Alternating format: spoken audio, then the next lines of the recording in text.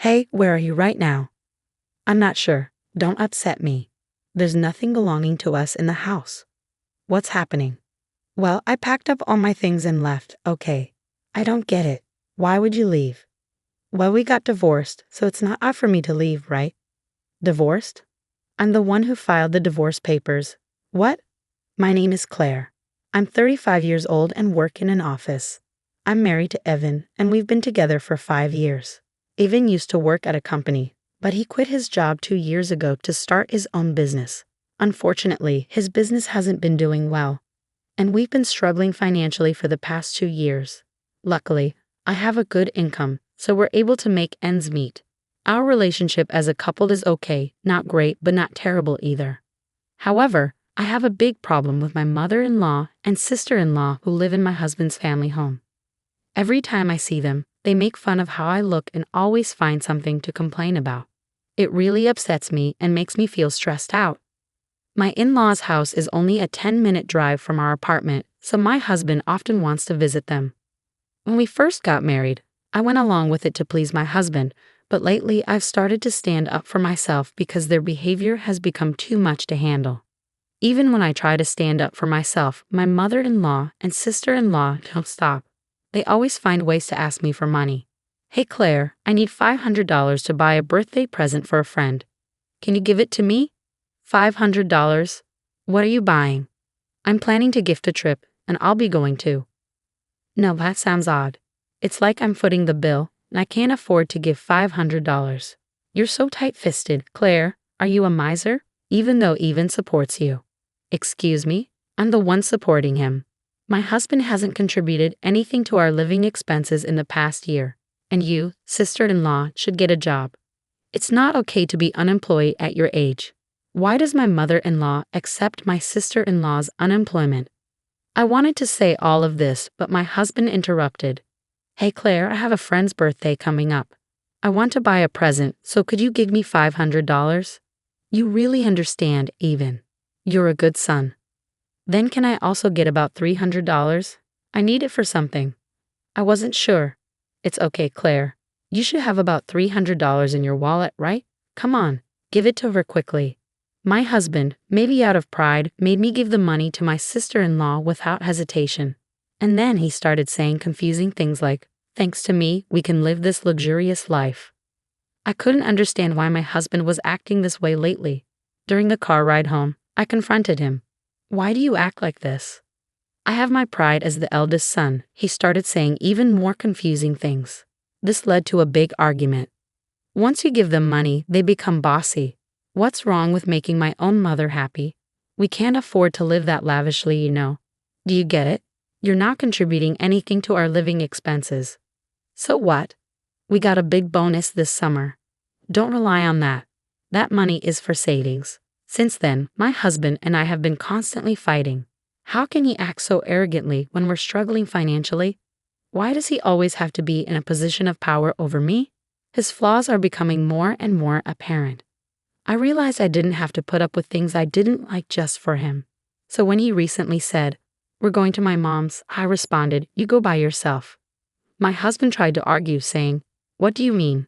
It's normal for the wife to come too." But when I pointed out, "So you're abnormal because you don't come when we go to my parents' house," he got annoyed and said, "Do whatever you want," then went to his parents' house alone. A weekend without my mother-in-law and sister-in-law was such a relief. It felt so comfortable and nice. With some free time to myself, I focused on working towards my dream, and that dream is to buy my own home. I spent time researching online and ordering brochures. My dreams and aspirations were growing, and just thinking about my new house made me excited. As I looked at different furniture options online, I imagined carefully arranging them in my future home. Lost in these thoughts, time passed quickly, and before I knew it, evening had arrived and my husband was back. Oh, welcome home. Oh, is he still upset? How childish. He should act more mature as a grown man. I wasn't trying to cater to my husband, so I continued making dinner without speaking to him. Then out of nowhere, my husband spoke up. "You've been quite bold lately, huh? Standing up to me and saying you don't want to see my mother and the others." Defying, we're equals in this relationship. Besides, your mother and the others always criticize me, so I don't want to visit your parents' house anymore. That's what I mean by being bold. Normally, wives are expected to obey their husbands. If you say I can't do that, you're talking about divorce, right? Divorce? Are you surprised that I wouldn't mind being divorced by you? But I'm really upset with you. I've already prepared my part of the paperwork so it can be submitted anytime. I'll let it go this time, but if you defy me again, it'll be an instant divorce. Think about that. With that, my husband smirked and ordered, I'm going to take a bath. Hurry up and make dinner. Once I confirmed he was in the bath, I couldn't help but feel relieved. Yes, now I can end things with that man whenever I want. I cooked dinner happily. From then on, I worked hard to save money. I was almost ready to make the down payment. It was difficult to contain my excitement and keep from smiling. But in front of my husband, I acted calm. Finally, I bought a house in my own name. All that's left is to get a divorce after the house is ready and leave the home I share with my husband.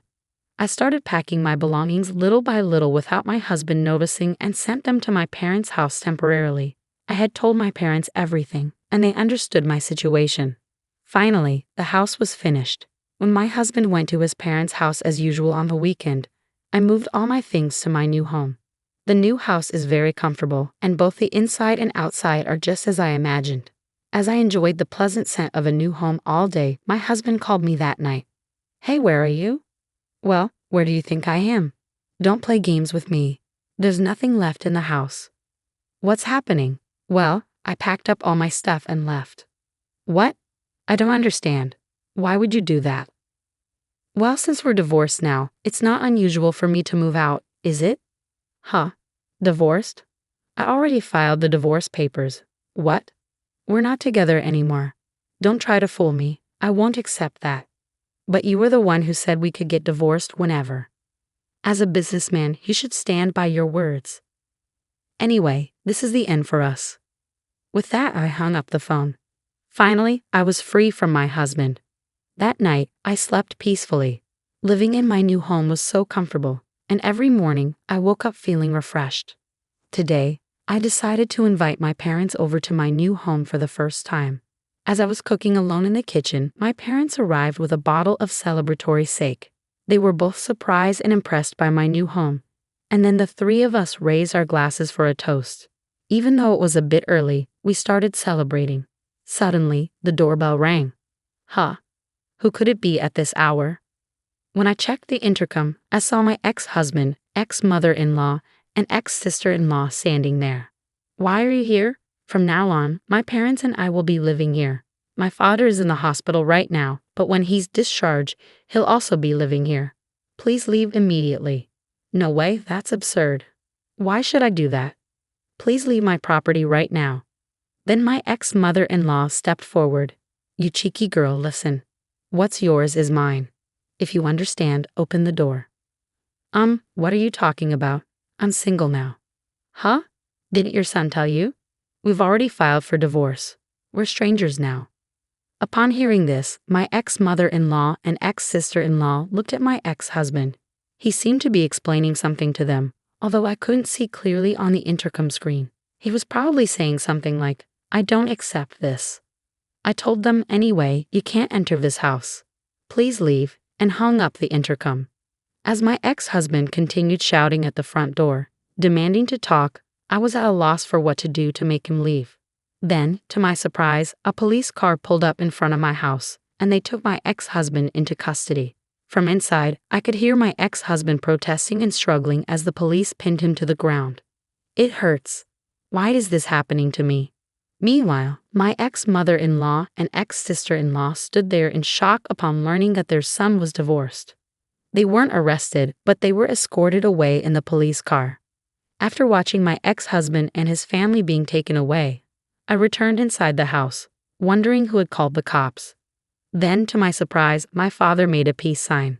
In situations like this, you call the police immediately. Trust your always calm dad. We continued our party with another round of drinks. As for how my ex-husband found out where I live, it turns out he followed me home from work because he admitted to stalking me. If he shows up again, he'll be arrested on the spot.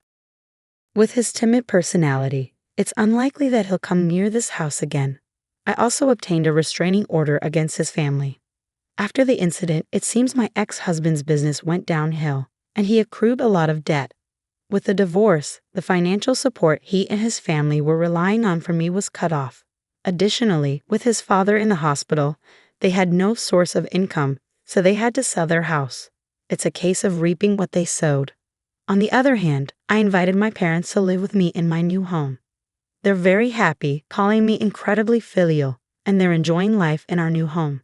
I want to continue cherishing my parents and live happily as a close-knit family. With his timid personality, it's unlikely that he'll come near this house again. I also obtained a restraining order against his family. After the incident, it seems my ex-husband's business went downhill, and he accrued a lot of debt. With the divorce, the financial support he and his family were relying on from me was cut off. Additionally, with his father in the hospital, they had no source of income, so they had to sell their house. It's a case of reaping what they sowed. On the other hand, I invited my parents to live with me in my new home. They're very happy, calling me incredibly filial, and they're enjoying life in our new home.